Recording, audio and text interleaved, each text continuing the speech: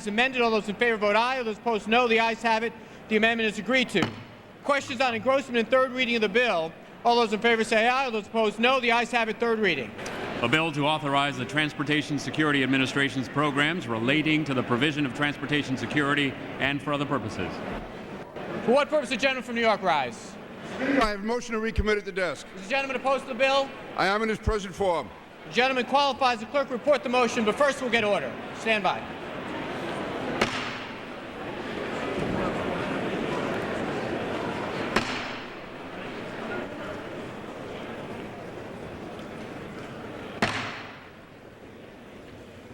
The clerk will report the motion. Mr. King of New York moves to recommit the bill H.R. 2200 to the Committee on Homeland Security with instructions to report the same back to the House forthwith with the following amendment. Strike Section 405 of the bill and insert the following. Section 405, securing aviation from extreme terrorist threats. Speaker, I ask unanimous consent that the reading dispense with. Is there any objection? Hearing none, the reading is dispensed with. The gentleman is recognized for 5 minutes. The gentleman will suspend. Speaker, the House is not in order. The gentleman is correct.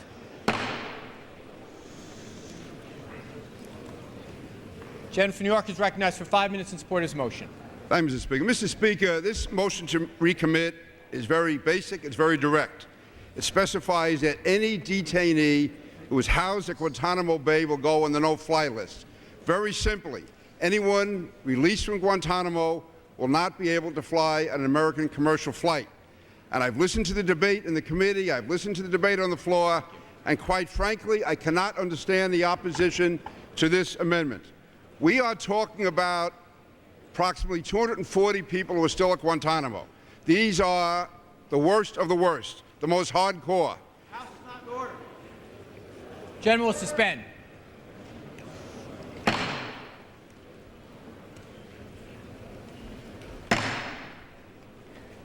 Jeff, New York is recognized. Thank you, Mr. Speaker. Mr. Speaker, we can have various positions on Guantanamo, whether the president was right, whether the president is wrong, whether he's partially right, whether he's partially wrong, whether there's going to be tribunals, what's going to happen. But the reality is that there is a likelihood that some of these detainees could be released into the United States. And very simply, we are saying if they are, they should not be allowed to fly in American commercial flights. Now, recent reports from Defense Intelligence Agency say that 1 out of 7 of those who have been released already, and these are nowhere near as dangerous. Not in order. Jen from New York. Thank you, Mr. Speaker.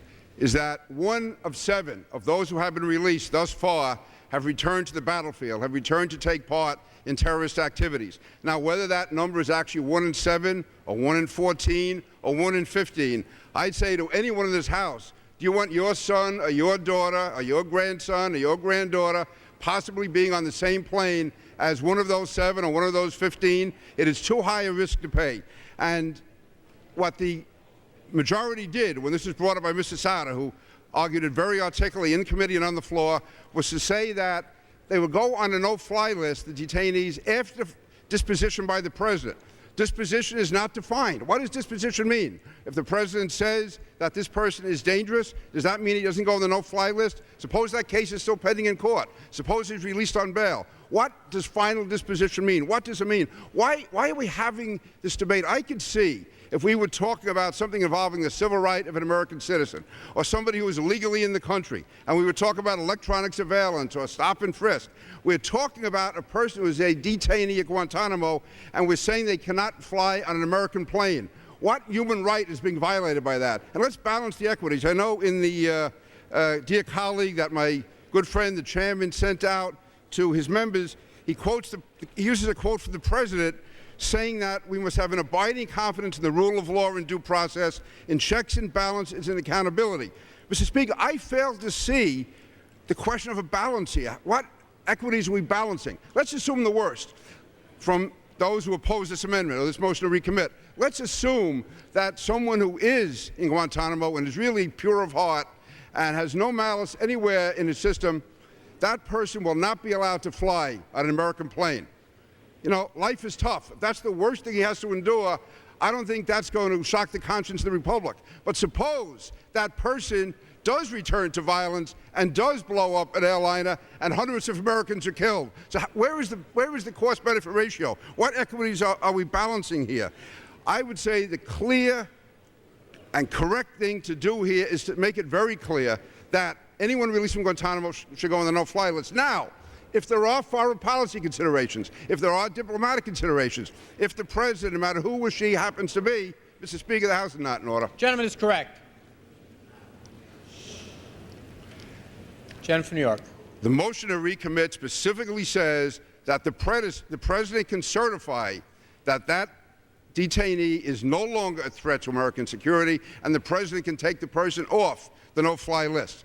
So if there is an injustice being done, if the president feels very strongly about this, then the president has the prerogative to exercise his power and take that person off the list. But again, I just think this is a debate about politics for those who somehow think if we talk about Guantanamo that we're trying to inject some kind of fear. We're trying to protect the American people. And to me, it's a clear issue. You ask anyone in your constituency, people in your district, say to them, would they rather be certain that their relatives going on a plane will not have a detainee from Guantanamo sitting next to them, or would they rather have the fact that that person may have to drive his own car or take a bus rather than fly on a plane? So I would say, in the interest of justice, in the interest of basic security for the American people, and in the interest of doing all we can to make this good bill much better and to give us the absolute security that we need, that we vote yes on the motion to recommit. And in his statement, the chairman says that by not adopting this motion to recommit or by not using this language, that would make our skies more secure.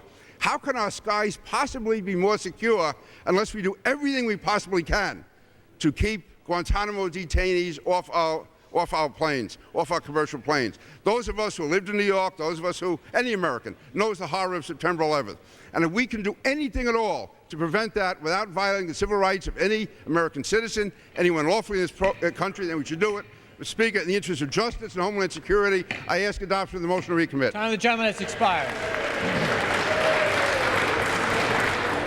Gentleman from Mississippi, what purpose do you rise? I rise in opposition, Gentleman's Mr. Chair, but I'm not. 5 minutes. Thank you very much. Mr. Speaker, at the beginning, let me say that I am not in opposition to the motion to recommit. This motion to recommit builds on the underlying provisions of this bill.